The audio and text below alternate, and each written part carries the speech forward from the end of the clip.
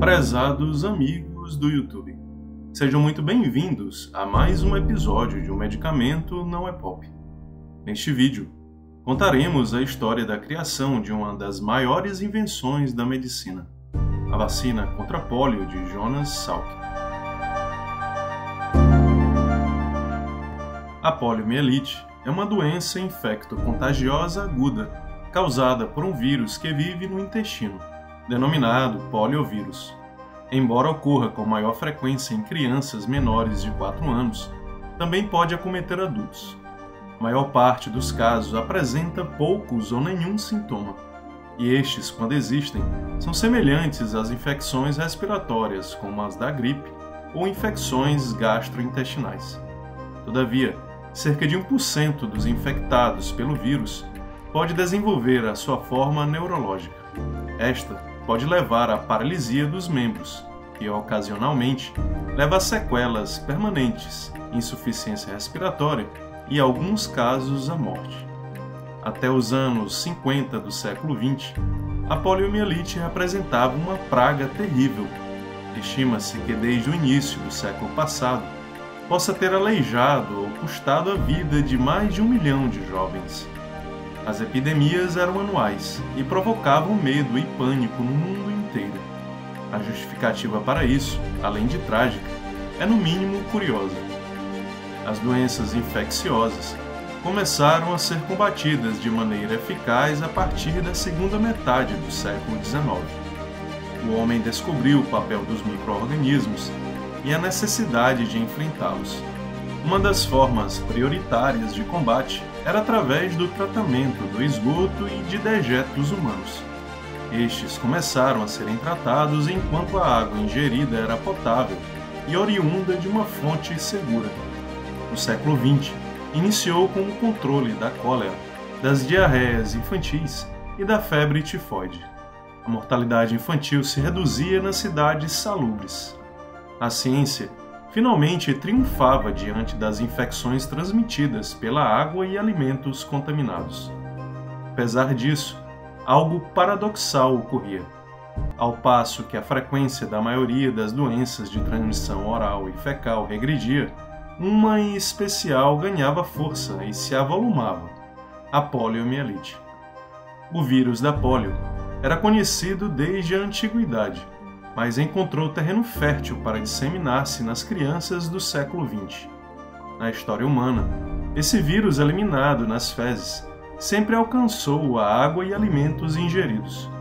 O vírus infectava crianças com enorme frequência, antes de se descobrir a necessidade de instalação de sistemas de tratamento de água e esgoto. Mas havia um pequeno detalhe que nos livrava das epidemias. Quanto mais jovem um infectado, menor era o risco de paralisia neurológica. Nesse período da vida, a infecção é leve e regride de maneira espontânea, sem sequelas. Além disso, crianças infectadas em períodos precoces de vida recebem anticorpos oriundos da mãe. Assim, o infante, através desta transferência de anticorpos, conseguia abortar a doença. O curioso é que, nesses casos, a falta de saneamento básico era benéfica, pois o contato precoce com o vírus estimulava o sistema imunológico, protegendo-os. Com as reformas sanitárias do início do século XX, criou-se uma multidão de não expostos ao vírus, uma multidão de desprotegidos. Bastava um caso para emergir epidemias de pólio. E, infelizmente, a criança com idade mais avançada tinha mais chances de desenvolver a paralisia. O início do século XX foi repleto de casos de pólio.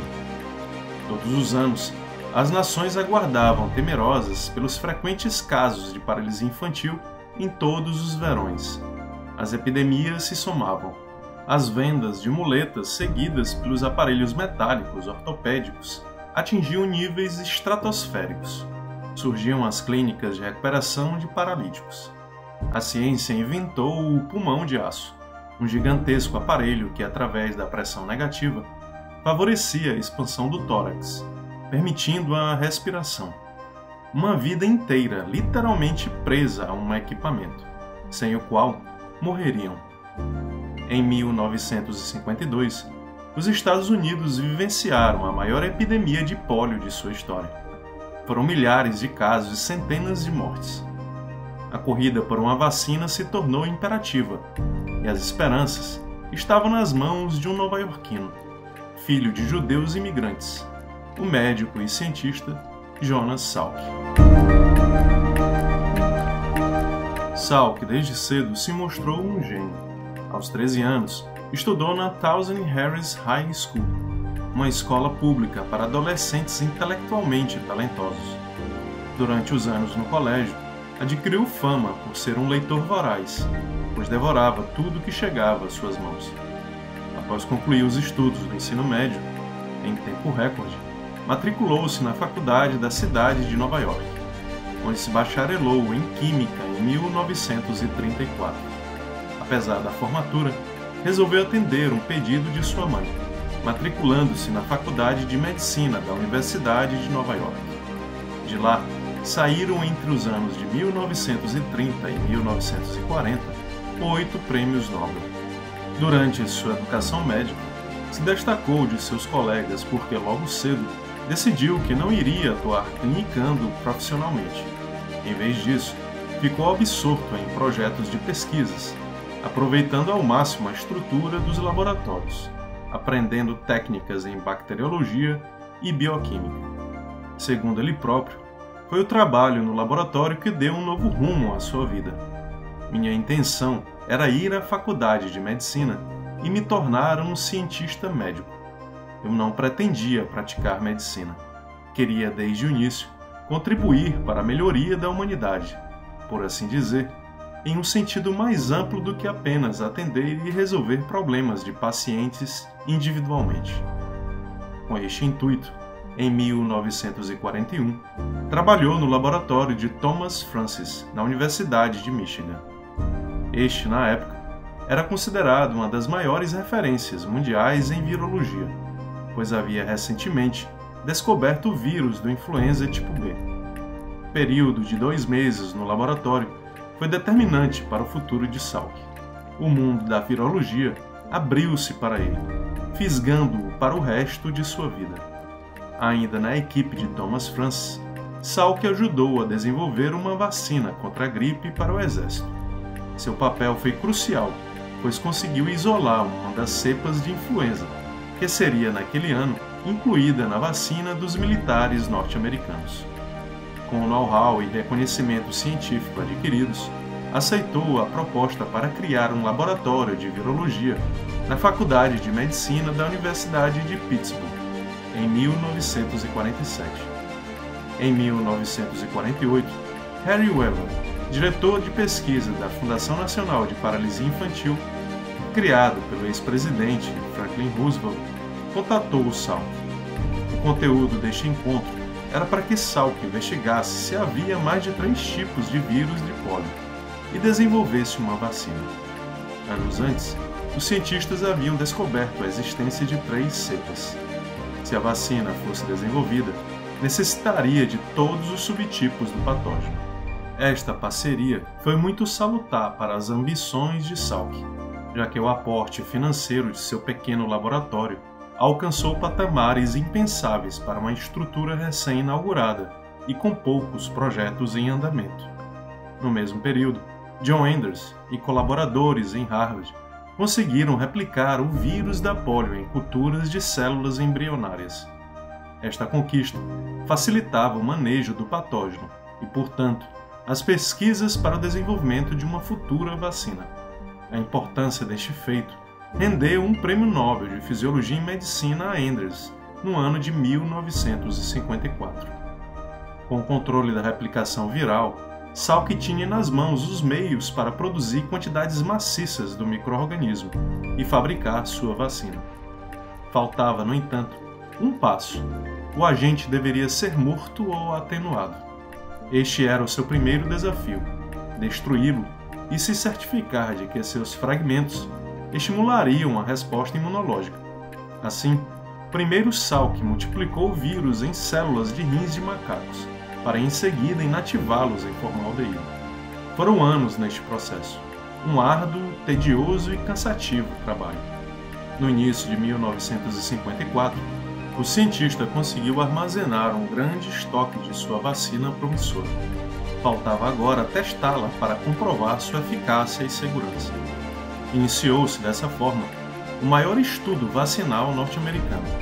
A investigação foi amplamente divulgada pelos veículos de comunicação, com um forte e efetivo patrocínio da Fundação Nacional de Paralisia Infantil. Cartas foram enviadas para os departamentos estaduais de saúde com solicitação de adesão ao estudo. 44 estados se inscreveram no experimento. Os pesquisadores e colaboradores dividiram o território nacional em 211 áreas para a coleta dos dados. O objetivo era vacinar crianças em idade escolar entre 6 e 9 anos. Agentes de saúde visitaram escolas em 11 estados para catalogar crianças desta faixa etária. Todas receberam injeções com 1 ml da vacina, seguida de reforços após 1 e 5 semanas. Após o mutirão, a pesquisa computou impressionantes 624 mil crianças vacinadas. Destas, metade recebeu a vacina com fragmento do vírus morto, enquanto a outra metade, sem saber, recebeu placebo. A intenção era comparar os grupos para confirmar a eficácia do imunizante. Como consequência, esperavam muitos casos de paralisia no grupo que recebeu placebo e poucos nos verdadeiramente imunizados. Além disso, em outros 33 estados, os pesquisadores vacinaram apenas as crianças da segunda série escolar, enquanto observavam atentamente as da primeira e terceira séries. O grandioso estudo envolveu aproximadamente 300 mil voluntários médicos, enfermeiras, professores e diretores de escola, além de agentes de saúde e escrituários. Cerca de 15 mil escolas públicas de 44 estados foram visitadas. No fim, quase 2 milhões de crianças foram catalogadas para simples observação e acompanhamento. Após o fim do estudo, Salk ficou angustiantes 6 meses à espera das paralisias de verão, para só depois poder abrir os envelopes lacrados e saber quais doentes receberam vacina ou placebo. Os resultados, no entanto, não deixaram dúvidas. A grande maioria dos vacinados, diferentemente dos que haviam recebido placebo, não contraíram a doença. A vacina de Salk prevenia a paralisia infantil. A humanidade tinha finalmente uma vacina eficaz para conter as epidemias de poliomielite. Após 2 doses do imunizante, 90% ou mais dos indivíduos desenvolveu anticorpos protetores contra todos os 3 sorotipos do poliovírus, com no mínimo 99% das crianças totalmente imunizadas após as 3 doses. Contudo, para o mundo científico, a divulgação desses dados deveria seguir um protocolo. Primeiro, a publicação em revista médica especializada, e só depois, uma divulgação de massa para o devido reconhecimento dos cientistas. Salk não seguiu este protocolo. Deu entrevistas em rádio, jornais e TVs. Acabou recebendo todos os créditos, sem dividi-los com seus parceiros mais fiéis. Além disso, seu sucesso foi extensivamente divulgado quando seu rosto estampou a capa da edição de 29 de março de 1954 da revista Time, sob o título A Dádiva à Humanidade de Jonas Salk. Este erro perseguiria. Para os cientistas, Salk fora muito vaidoso. Não o perdoaram por assumir todos os créditos e não valorizar adequadamente o trabalho de seus colegas e colaboradores de Pittsburgh. Todavia, o mundo abraçou sua vacina e seu feito contribuiu para enterrar o medo de pais que todos os anos tinham pesadelos com a possibilidade de ver seus filhos se tornarem adultos aleijados, mancos ou morrerem. This citation, I should like to say to you that when I think of the countless thousands of American parents and grandparents who are hereafter to be spared the agonizing fears of the annual epidemic of poliomyelitis, when I think of all the agony that these people will be spared as they see loved ones suffering in bed, I must say to you, I have no words in which adequately to express the thanks of myself all the people I know and all 164 million Americans, to say nothing of all the other people in the world, will profit from your discovery. I am very, very happy to hand that to you. Ao ser perguntado sobre de quem era a patente da vacina da poliomielite, Salk respondeu a célebre frase: "É das pessoas. Não há nenhuma patente. Você poderia patentear o sol?" Who owns the patent on this vaccine? Well, the people, I would say. There is no patent. This is... Could you patent the sun? Salk morreu em 1995, em decorrência de um infarto. Na época, estava trabalhando para viabilizar uma vacina contra o vírus HIV. Atualmente, a polio permanece endêmica em 3 países: Afeganistão, Nigéria e Paquistão. Como resultado da intensificação da vacinação no Brasil, o último registro nacional de poliomielite datava de 1989. Infelizmente, devido a uma queda da imunização nos últimos anos, um novo caso do vírus foi detectado em outubro de 2022, no estado do Pará.